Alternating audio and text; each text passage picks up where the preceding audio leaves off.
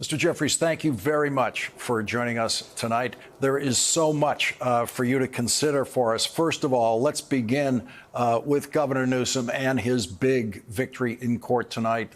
This decision that I've read by the judge just finds in the governor's favor all the way through, ordering the California National Guard back under the command of Gavin Newsom. It's a big victory for the people of California, for the governor, for the rule of law, and for democracy itself. Donald Trump had engaged in aggressive overreach. There was never a need for this deployment. Things were being managed by the LAPD, the California Highway Patrol, as well as local Los Angeles County sheriffs. We all object and reject any efforts to assault police officers, to be disruptive, to engage in unlawful and unruly behavior. That was not the issue here. The issue is how do we make sure that we can continue to protect the peaceful assembly that is guaranteed by the United States Constitution as part of the right of every American to petition their government to try to get grievances redressed. The Judge Breyer, Charles Breyer, very carefully reviewed every single event that has happened there that could be called in any way close to violent. Every single thing, every mango that was thrown, every bottle that was thrown, every fire in a dumpster that happened, the fires of those driverless cars that happened over the weekend. And he concluded that none of that was beyond the control of LAPD, and in fact described exactly how local officials, local law enforcement brought all of those situations under control relatively quickly, thereby proving, just in terms of what actually has been happening in Los Angeles, that it was completely under control and no federal support was needed. So he has that finding, in addition to Donald Trump illegally ordered those troops to move into Los Angeles. It was an extremely meticulous decision, and this was all about political theater for Donald Trump. He doesn't want the American people to lock in on the fact that he's collapsing the economy. He's failed to lower costs. The GOP tax scam is going to rip away health care from more than 16 million people, snatch food out of the mouths of children and seniors and veterans, all in service of giving their billionaire donors massive tax breaks. These are all deeply unpopular things.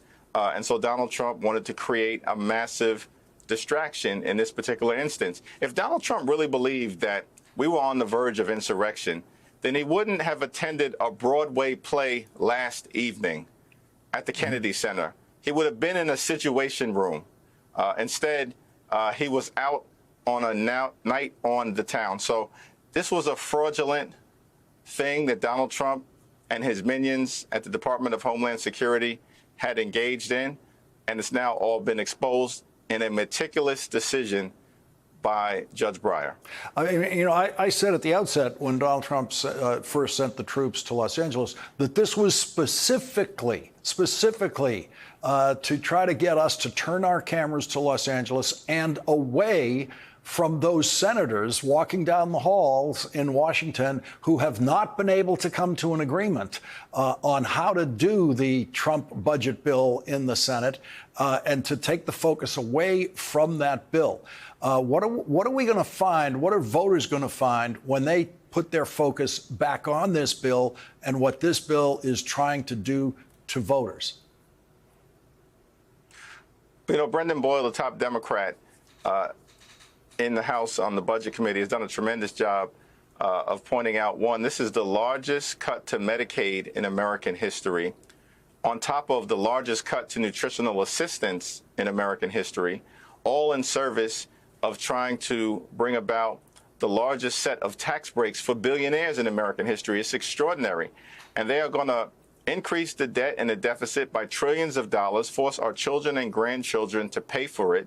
And as a result of this one big ugly bill, hospitals will close, nursing homes will shut down, community-based health clinics are not going to be able to operate. People are going to die because of the lack of being able to receive the medical service that they need. And so Trump is certainly trying to hide the ball from the American people, but this is a disgusting abomination. And the more the American people learn about the GOP tax scam, the worse it gets for them. Senator Alex Padilla obviously became the news of the day in Washington when that video spread of him being attacked like that in a federal building, a completely secure federal building that you have to go through metal detectors and have an appointment to get into. Here's a United States senator in a federal building being attacked by federal agents with a cabinet secretary looking on, lying about California while that was happening. Where were you when you first saw that video, and what was your reaction, maybe holding your phone in your hand looking at that video? It was disgusting when the news broke. I was on the Hill. We were preparing for a series of votes on the floor of the House. And when you looked at the video, first of all, to know Senator Padilla, he is just a kind and decent person, a salt of the earth type of individual. He has an extraordinary story, humble beginnings, eventually became an engineer, MIT educated, and then walked away from what could have been a very lucrative career in order to serve his community and ultimately his state. And to see him assaulted in this fashion, manhandled, and then for the secretary to lie about it and the Department of Homeland Security, these people have zero credibility. And so the California delegation, the Congressional Hispanic Caucus, every single part of the House Democratic Caucus stands in solidarity with Senator Padilla. If they can attack a sitting senator in his home state in this fashion, just imagine what they have in store for the American people. That's why all of us should be concerned. All of us need to push back. And all of us need to stand up for the principle that in the United States of America, there are no kings. Senator Padilla has insisted that this story is not about him. It's what it means to the rest of us. It's what it means about the people who the ICE agents and the federal agents are going after every day. Let's listen to what Senator Padilla said when he came out of that federal building after becoming the first United States senator in history to be manhandled, pushed by federal agents, thrown to the ground, and handcuffed for speaking. That has never happened before in American history. Let's listen to what Senator Padilla said when he emerged from the federal building today. I came to the press conference to hear what she had to say, to see if I could learn any new additional information. And at one point, I had a question. And let me emphasize, just as we've emphasized the right for people to peacefully protest and to stand up for their First Amendment rights, for our fundamental rights. I was there peacefully. At one point, I had a question. And so I began to ask a question. I was almost immediately forcibly removed from the room. I was forced to the ground, and I was handcuffed. I was not arrested. I was not detained. I will say this. If this is how this administration responds to a senator with a question, if this is how the Department of Homeland Security responds to a senator with a question, you can only imagine what they're doing to farm workers, to cooks, to day laborers out in the Los Angeles community and throughout California and throughout the country. Pero una gran pregunta es esta.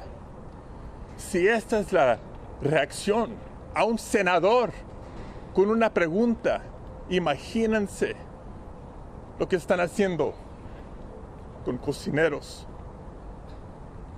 jornaleros, campesinos y otros inmigrantes no violentos en la comunidad de Los Ángeles, en otras áreas del estado de California y en el país.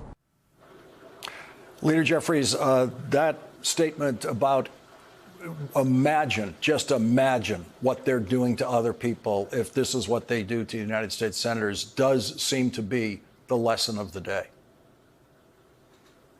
It's incredibly powerful words from Senator Padilla. I think it's one of the reasons why there was such a visceral reaction on the Hill both because we know him to be such a good man, and this is just an example of how out of control the Trump administration is at this point. We've seen an unprecedented assault on the economy, on health care, on Social Security, and of course on the rule of law, on the American way of life, on democracy itself.